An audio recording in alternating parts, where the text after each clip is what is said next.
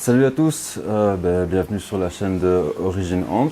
Aujourd'hui, je vous ai préparé une petite vidéo un peu différente de ce qu'on a déjà fait jusqu'à maintenant, puisqu'il s'agit du déménagement d'une colonie, une colonie d'Odotomachus, qui est dans un terrarium avec du substrat, et que je voudrais transférer dans deux terrariums, un terrarium, un formicarium tropical, comme ceux que vous pouvez trouver sur mon site internet www.originants.world. Donc on va leur offrir un nouveau terrarium avec un nid en pierre reconstituée et raccorder ce terrarium à une seconde aire de chasse pour dire de leur offrir un peu d'espace. Et pour que ce soit encore un peu plus sympathique, on va aussi planter cet espace avec un peu de mousse, quelques petites plantes décoratives. On va prendre les moutures dans le gros terrarium qu'il a derrière. Donc voilà, je vais vous présenter un petit peu le matériel. Donc on a pour commencer une colonie d'Odotomachus amethodus qui est ici dans un terrarium qui est, comme vous voyez, rempli de substrat. Donc le nid est fait dans le substrat directement, ce qui fonctionne bien, mais à l'inconvénient d'avoir une mauvaise visibilité. On n'a évidemment aucune visibilité sur le nid et l'activité intranidale, donc sur les larves, les œufs et ainsi de suite. Donc on va essayer de les faire déménager vers ce module-ci, qui est un petit formicarium tropical comme ceux que vous pouvez retrouver sur le site internet. Donc avec un nid en pierre reconstituée, le système d'humidification qu'on retrouve sur tous mes formicariums, une partie air de chasse avec le mélange tourbe Mosmix collé à la résine. Donc qui peut être humidifié et végétalisé, c'est ce qu'on va faire aujourd'hui. Et ensuite une petite aire de chasse assortie, donc là une aire de chasse toute simple avec juste le décor, le sol identique au formicarium précédent. Et pareil qu'on va essayer de végétaliser un petit peu, donc placer un peu de mousse et autres pour dire de rendre ça un peu plus sympa. Au niveau du matériel, j'ai rien prévu de très compliqué. J'ai commencé une paire de gants simplement pour éviter de faire trop de traces de doigts sur le terrarium, parce qu'après il faut les nettoyer 50 fois, c'est pas ce qu'il y a de plus gai. Un peu d'huile de paraffine pour éviter les évasions évidemment. Un chiffon, de quoi nettoyer les vitres. Mon petit brumisateur avec toujours de l'eau de pluie, et j'insiste sur le fait que ce soit de l'eau de pluie et rien d'autre, éventuellement de l'eau osmosée, mais pas d'eau du robinet, parce que l'eau du robinet premièrement pourrait boucher la porosité du nid et donc freiner l'humidification du nid, ce qui serait évidemment mauvais pour votre colonie. Deuxièmement, le chlore contenu dans l'eau du robinet et la forte teneur en calcaire n'est pas bonne pour la croissance des végétaux type mousse, bromélia et autres, qui préfèrent une eau plutôt acide. Donc privilégier de l'eau de pluie ou de l'eau osmosée éventuellement, mais pas d'eau du robinet s'il vous plaît, ce serait plutôt catastrophique au niveau des résultats. Donc c'est parti, on va commencer par mettre les gants comme j'ai dit pour éviter de faire des traces partout.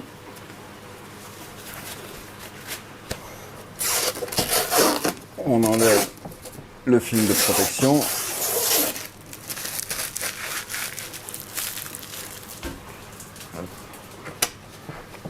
On va commencer par humidifier le terrarium parce que la tourbe est sèche, et si je mets les plantes vivantes sur une tourbe sèche, la tourbe va absorber l'humidité des plantes assez rapidement et les plantes ne vont pas apprécier évidemment. Donc toujours commencer par bien humidifier le support.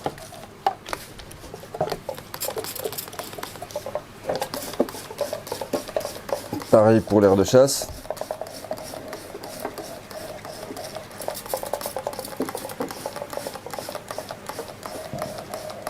On humidifie et on peut aussi déjà remplir une première fois le réservoir d'humidification du nid.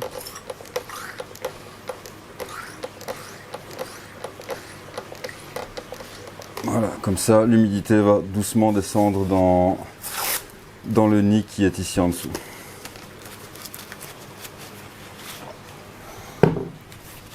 Alors.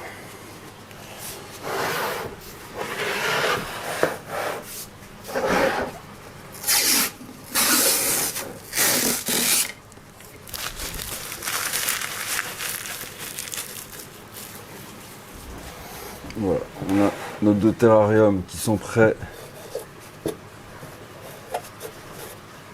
ici à être plantés. Donc on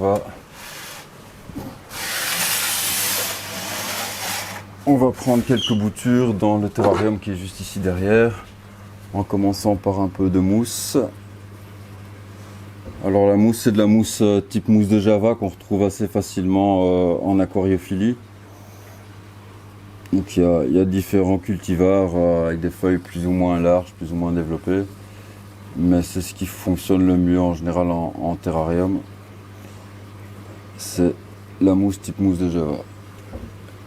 Il y a aussi un peu de Riccia fluitans dans le mélange.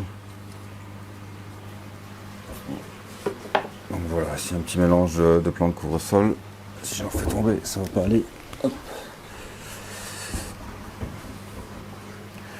Voilà. Donc ici l'idée c'est d'appliquer bien la mousse contre le sol. Là, on l'a défait, donc on défait un peu les filaments comme ça pour les étaler partout, afin que ça reçoive un maximum de lumière. Il faudra bien évidemment humidifier régulièrement. Vous pouvez y aller, même le moindre fragment va repartir. Il faudra évidemment humidifier régulièrement le terrarium pour garder une atmosphère à saturation en humidité.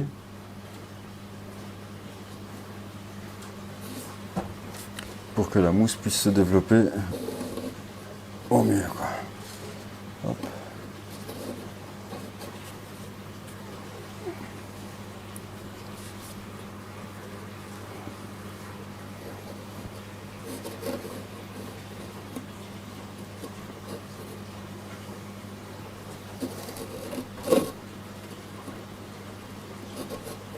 Je crois que ça suffira pour celui-ci. Donc si l'air de chasse, je pense que je vais juste mettre de la mousse, je vais pas mettre trop de végétaux différents, juste un petit tapis de mousse. Ce sera sympa pour le côté air de chasse. Et à mon avis, ce sera plus facile aussi à entretenir.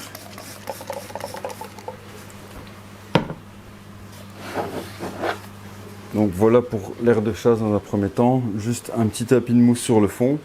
On va évidemment leur mettre un éclairage à raison de 12 heures de lumière par jour environ, avec un petit éclairage type LED pour aquarium nano. Donc là vous trouvez ça facilement en ligne pour pas cher, je vais dire.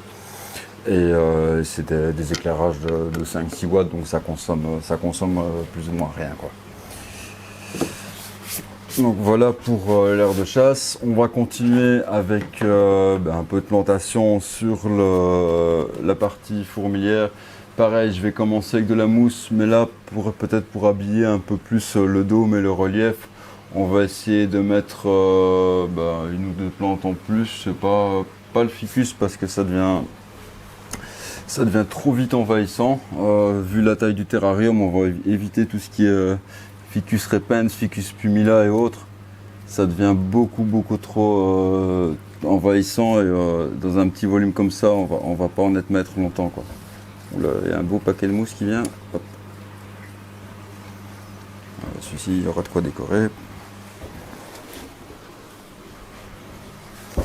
Donc pareil que le premier terrarium, je commence par effilocher un petit peu la mousse pour couvrir un maximum de surface. Donc sans oublier, comme j'ai dit, on a commencé par humidifier le terrarium. Ça, c'est toujours la première étape. Voilà, on a nos petits filaments de mousse. On va les répartir dans le terrarium un petit peu partout, de manière aléatoire. Alors il y a déjà des fragments de mousse dans le mélange qui est collé au départ. Mais mettre un peu de mousse de java vive, c'est quand même ce qui va reprendre le plus rapidement. Même si avec une simple humidification et un bon éclairage, avec le temps, la mousse qui est présente dans le décor peut se régénérer. Ça va quand même beaucoup plus vite avec des petites boutures de mousse de java.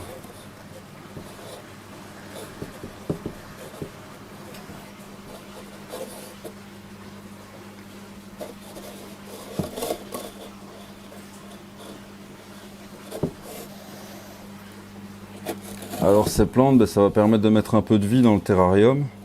Ça va permettre aussi assez facilement à toute une microfaune de s'installer. Et là, certains d'entre vous les connaissent déjà bien. Je pense aux colamboles, aux cloportes, tous ces petits arthropodes, souvent de l'ordre de quelques millimètres, qui font partie de ce qu'on appelle des décomposeurs et qui sont très intéressants dans les terrariums, ce qu'on appelle aujourd'hui les terrariums bioactifs. Pourquoi ? Parce que ces décomposeurs, en plus de représenter des proies pour les fourmis, évidemment, vont détruire et se nourrir de tout ce qui est déchets organiques dans le terrarium. Donc tout ce qui pourrait être déjection des fourmis, reste de nourriture, reste cadavres de fourmis, ainsi de suite. Tout ça va être mangé par les décomposeurs. Ça va être dégradé et puis finalement réassimilé par les plantes ou par les fourmis qui peuvent elles aussi prédater ces décomposeurs. Donc ça c'est très intéressant parce qu'on arrive même sur des petits volumes à une certaine autonomie du terrarium, ce qui est toujours chouette à voir. Alors, qu'est-ce qu'on va mettre encore un peu ? Ah.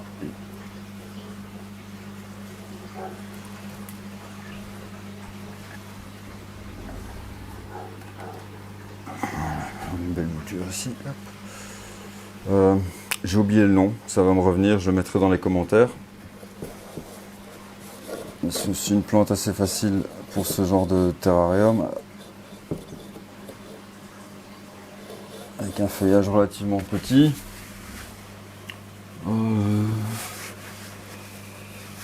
Prendre une petite bucéphalandra. Ici. J'ai une petite bucéphalandra ici et on va la mettre sur la pierre de lave. Alors la pierre de lave dans le terrarium, elle a son petit rôle à jouer aussi. Parce que comme vous le savez sûrement, les pierres de lave sont typiquement pleines de petits creux et d'anfractuosité. Ces petits creux, de nouveau, vont pouvoir servir d'abri à la microfaune, donc les colamboles, psoques, petits cloportes tropicaux ou autres que vous auriez installés dans le terrarium. Alors dans ce terrarium-là, il y a déjà pas mal de cloportes tropicaux dans le substrat. Donc on va les répartir d'ailleurs un petit peu tout à l'heure. Parce que, à mon avis, ils vont se plaire. Oups. J'ai failli faire une catastrophe, mais ça va, ça passe, il n'y a pas de dégâts. Alors, une fois que ceci est fait, je pense que pour la plantation, on est pas mal. Donc, vous voyez, on a une petite plantation sympa pour un terrarium de 25 cm. Donc, c'est un terrarium que vous pouvez facilement installer, même sur votre bureau. C'est tout petit. C'est décoratif et ça permet de faire déjà de chouettes observations. Alors, on va commencer par enlever les bouchons. Donc sur chaque terrarium, vous avez des petits bouchons qui sont prévus avec une connexion en 16 mm parce que c'est la taille entre guillemets plus ou moins standard pour la plupart des espèces, hormis les coupeuses. C'est une taille relativement standard. Du coup ça va permettre de connecter ces différents tuyaux, ces différents modules. Donc on commence par le connecter au nid ici, voilà dans le coin, c'est très bien. Top.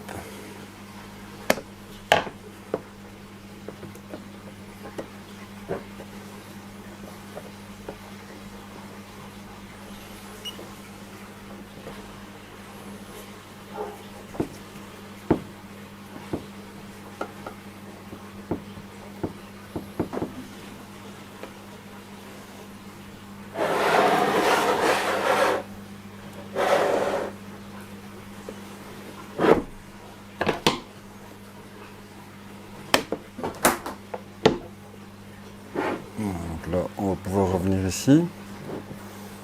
Alors, avant de connecter le terrarium, on va leur mettre de quoi les attirer un petit peu quand même. On va leur mettre une petite jolie ici.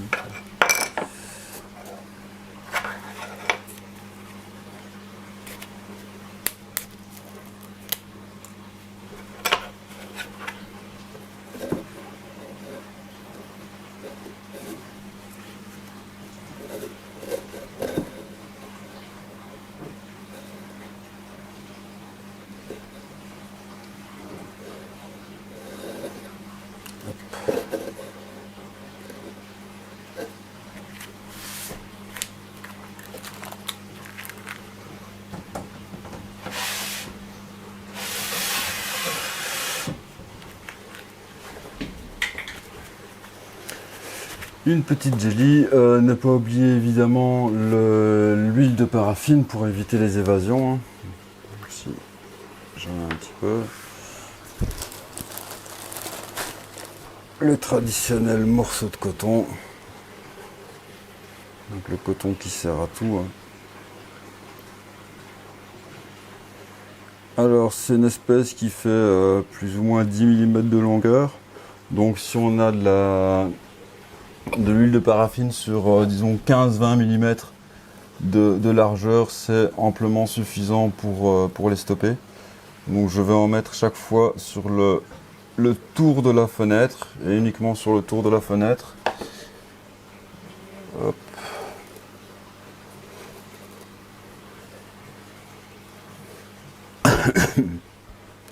Voilà, un premier volume sécurisé.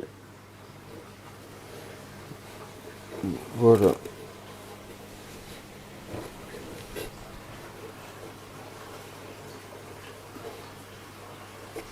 Voilà pour le deuxième.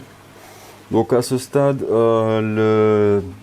les fourmis ne savent déjà plus sortir. Donc on peut évidemment ajouter la petite fenêtre grillagée pour être sûr et pour conserver l'hygrométrie. Mais à ce stade, déjà les fourmis ne savent plus sortir.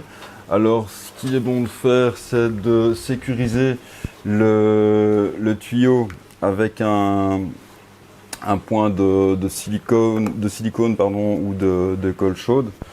Donc, si je vais faire la colle chaude, simplement parce que c'est plus rapide. Hein. Si le fil est assez long, ça va être tout juste, ça va aller. Hop. Donc on met un peu de colle chaude autour, ce qui va permettre de bien tenir le tube en place. Voilà. Je vais même le débrancher pour faire ça attention.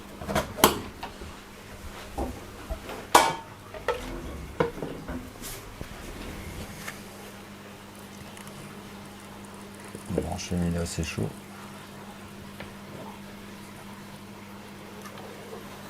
Hop.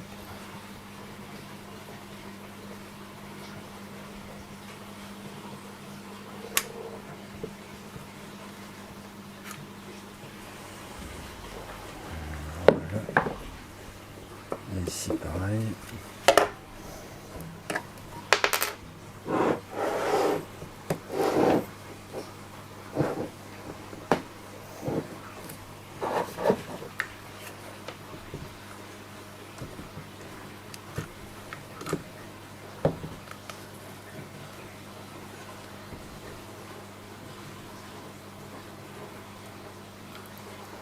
Voilà.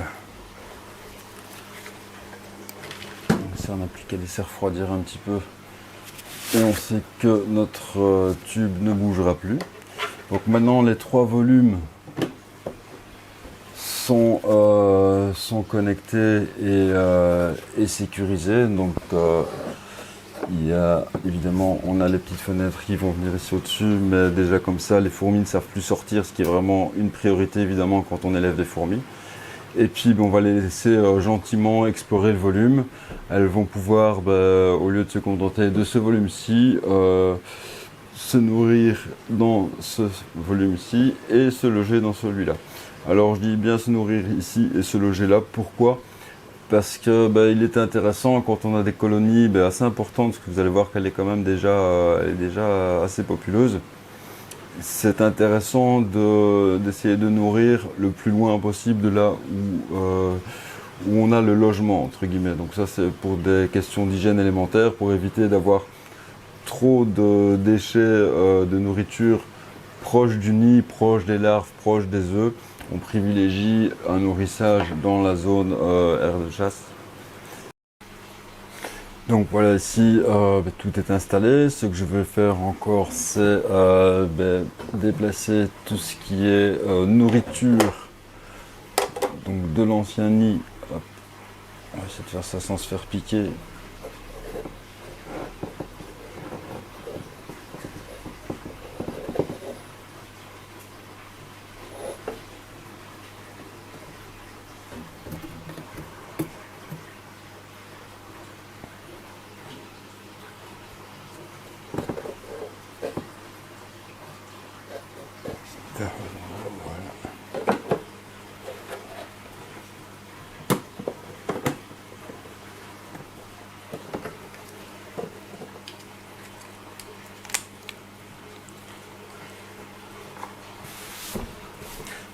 Voilà, donc maintenant il n'y a plus qu'à attendre que ces demoiselles veuillent bien prendre possession de leur nouveau territoire.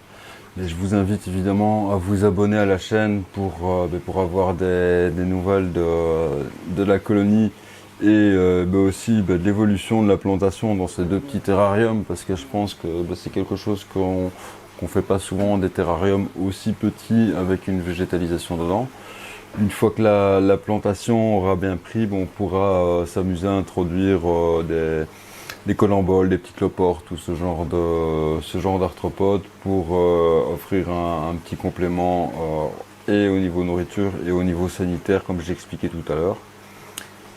Et donc voilà, merci d'avoir regardé cette vidéo. N'oubliez pas de vous abonner, de mettre un petit like, de partager, vous connaissez la chanson.